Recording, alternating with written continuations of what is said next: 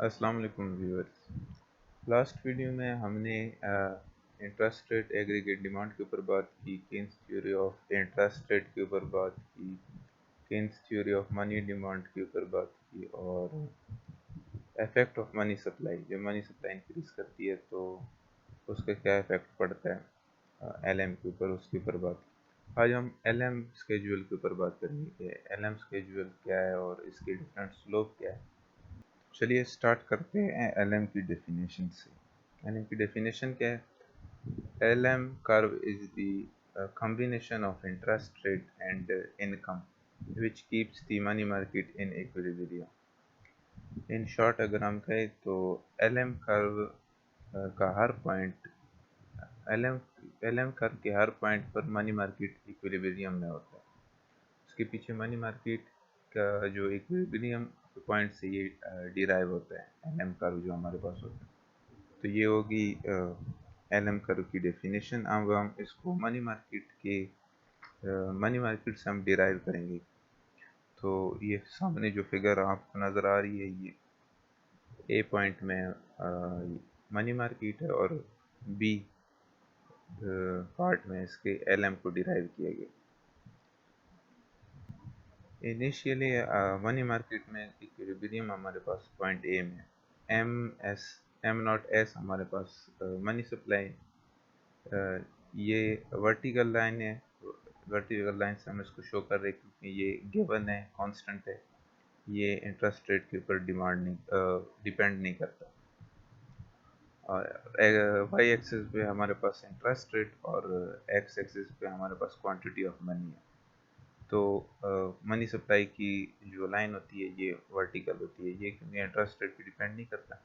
और last time हम पढ़ चुके हैं कि मनी डिमांड इन्वर्सली इनमें जो रिलेशनशिप है, मनी डिमांड दो चीज़ों पे डिपेंड करता है, एक इनकम पे और दूसरा इंटरेस्ट रेट पे। इनकम के साथ इसका पॉजिटिव रिलेशनशिप है और इंटरेस्ट रेट के साथ इसका नेगेटिव रिलेशनशिप है।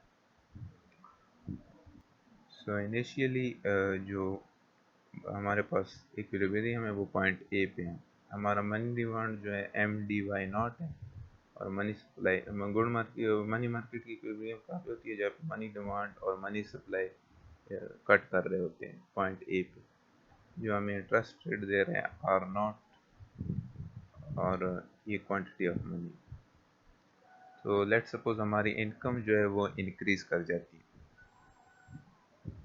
इनकम हमारी वाई नॉट से वाई वन तक इंक्रीज कर गई, जिसकी वजह से ये बी पार्ट में जैसे कि हमने एक्स एक्सिस पे इनकम लिया हुआ है, ये वाई नॉट से इंक्रीज करके वाई वन तक आ गई, जिसकी वजह से मनी मार्केट में हमारी जो रियल मनी डिमांड है वो बढ़ गई। ये इनकम की वजह से बढ़ गई। तो हमारी जो मनी डिमांड की कर्व है वो ऊपर की तरफ शिफ्ट होगी। हमारे पास एक न्यू इक्विलिब्रियम पॉइंट होगा पॉइंट बी, जिसकी मनी डिमांड की बढ़ने की वजह से मनी मार्केट में इंटरेस्ट रेट बढ़ गया, आर नॉट से आर वन के ऊपर चला गया और मज़ीद हमारी इनकम बढ़ गई वाई वन से वाई टू तक। तो हमारे पास एक और पॉइंट जिसकी वजह से मनी डिमांड मज़ीद बढ़ गई, एम डी वाई टू तक चली गई। मनी डिमांड का कर्व ऊपर को मज़ीद ऊपर शिफ्ट हो गया और एक न्यू मनी मार्केट की इक्विलिब्रियम पॉइंट हमारे पास आ गया पॉइंट सी, जिस पे इंटरेस्ट रेट मज़ीद बढ़ गया आर वन से आर टू तक। तो ये 3 पॉइंट डिफरेंट इनकम लेवल पे हमारे पास मनी मार्केट में आ गई। मनी सप्लाई चूँकि कांस्टेंट थी तो वो उसकी लाइन सीधी रही वैसे ही। अब हम देखते हैं कि इनसे हम कैसे एल एम कर्व डिराइव कर सकते हैं। एल एम कर्व की डेफिनेशन में हमने कहा कि L M is the combination of interest rate, जिस केस पे वाई एक्सिस पे हमने इंटरेस्ट रेट लिया, और इनकम, जिसके ऊपर which keeps the money market in equilibrium. इन पॉइंट्स पे ये मनी मार्केट की इक्विलिब्रियम है। तो इससे ये जो इंटरेस्ट रेट के पॉइंट्स है, हम ये इसको इन पॉइंट्स को हम स्ट्रेच करके ये एल एम के मॉडल में लेके आएंगे। ये आर नॉट इधर से खींच के इधर स्ट्रेच करके आर वन और आर टू। अब हमारे पास ये एक्स एक्सिस पर डिफरेंट लेवल थे इनकम के। वाई नॉट पे हमारे पास कितना था इंटरेस्ट रेट आर नॉट, तो एक ये पॉइंट आ गया हमारे पास। y1 पे हमारे पास इंटरेस्ट रेट कितना था r1, तो एक ये पॉइंट बी आ गया हमारे पास। और सेम इसी तरह y2 पे इंटरेस्ट रेट r2। तो जब इन तीनों पॉइंट्स को हम ज्वाइन करेंगे तो ये हमारे पास LM कर्व डिराइव हो जाएगा। तो चलिए इसकी समरी करते हैं कि मनी मार्केट में मनी डिमांड बढ़ गई इनकम की इंक्रीज की वजह से, जिसके वजह से हमारे पास इंटरेस्ट रेट भी बढ़ गए। जब इनकम हमारी इंक्रीज करती है तो मनी मार्केट में इंटरेस्ट रेट इंक्रीज कर जाता है, और in different combination interest rate और इनकम की कम्बिनेशन को जब हम ज्वाइन करते हैं, एक लाइन बनाते हैं, तो ये LM कर्व हो जाता है हमारे पास। इधर एक क्वेश्चन भी दिया हुआ है, क्लिकर क्वेश्चन के what are the factors that determine the slope of the LM schedule। ये स्लोप जो है ये कौन से फैक्टर पे डिपेंड करते हैं, ये इनकम पे और इंटरेस्ट रेट पे। ये दोनों जो फैक्टर हैं ये इसका स्लोप डिटरमाइन करते हैं, और इनके अलावा जो फैक्टर मनी डिमांड या मनी सप्लाई को अफेक्ट करेंगे वो LM कर्व में शिफ्ट लेके आएंगे।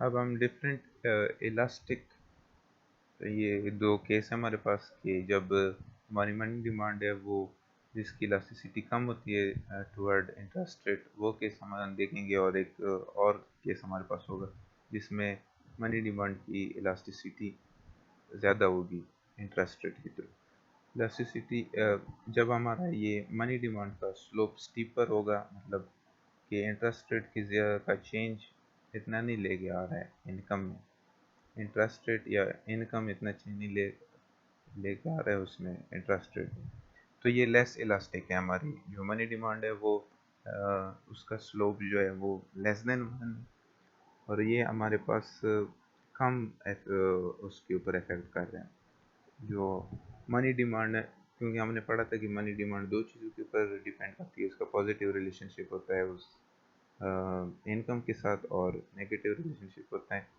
इंटरेस्ट रेट के साथ। तो ये लेस इलास्टिक या लेस इंसेंसिटिव, तो इसकी इंटेंसिटी कम है इंटरेस्ट रेट की टूवर्ड। तो जब हमारे पास मनी डिमांड का कर्व लेस इलास्टिक होगा, लो interest elasticity of money demand होगी, तो हमारा LM कर्व स्टीपर होगा। और इसके अपोजिट जब हमारा मनी डिमांड का कर्व थोड़ा हाई इंटरेस्ट इलास्टिक होगा, तो उससे हमारे जो LM की स्लोप होगी वो स्टीपर फ्लैटर होगी, सॉरी उससे फ्लैटर होगी। जब इलास्टिसिटी कम होगी तो हमारा LM कर्व स्टीपर होगा, और जब इलास्टिसिटी उसकी ज़्यादा होगी, हाई इंटरेस्ट इलास्टिक होगा, तो LM कर्व हमारी फ्लैटर होगी। और इसमें ये अभी आगे जो है, अगर हमारी जो मनी डिमांड है वो ज़ीरो इलास्टिक है, उसकी जो इंटरेस्ट इंसेंसिटिविटी है वो बिल्कुल ज़ीरो हो जाती है। मनी डिमांड हमारा बिल्कुल इंटरेस्ट रेट पे डिपेंड नहीं करता। इट मीन्स के स्पेकुलेटिव डिमांड ऑफ मनी बिल्कुल नहीं है, सिर्फ ट्रांजैक्शन डिमांड और प्रिकॉशनरी डिमांड ऑफ मनी है। तो जब हम उसमें मनी मार्केट में हम मनी डिमांड की कर्व बनाएंगे तो वो भी बिल्कुल वर्टिकल होगी हमारी मनी सप्लाई की तरह, और वो दोनों मनी सप्लाई और मनी डिमांड की कर्व एक दूसरे के ऊपर आ जाएगी, जिससे हमारा LM बिल्कुल वर्टिकल हो जाएगा। तो इंटरेस्ट रेट से उसके ऊपर बिल्कुल इफेक्ट नहीं होगा मनी डिमांड के ऊपर, तो जिससे हमारा LM भी बिल्कुल स्ट्रेट बन जाएगा। अगर आप उसका मनी मार्केट में मनी डिमांड और मनी सप्लाई की स्लोप बनाएं जो ज़ीरो C2 हमारा जो कोफिशिएंट था इंटरेस्ट रेट का, वो इक्वल टू ज़ीरो हमने कर दिया, तो मनी डिमांड हमारी किस पे डिपेंड कर रही है, C0 और C1y ये वो मनी डिमांड है जो इनकम के ऊपर डिपेंड करती है, जो इनकम के साथ बढ़ने की वजह से हम मनी डिमांड भी बढ़ाते हैं, और ये उसकी स्लोप है।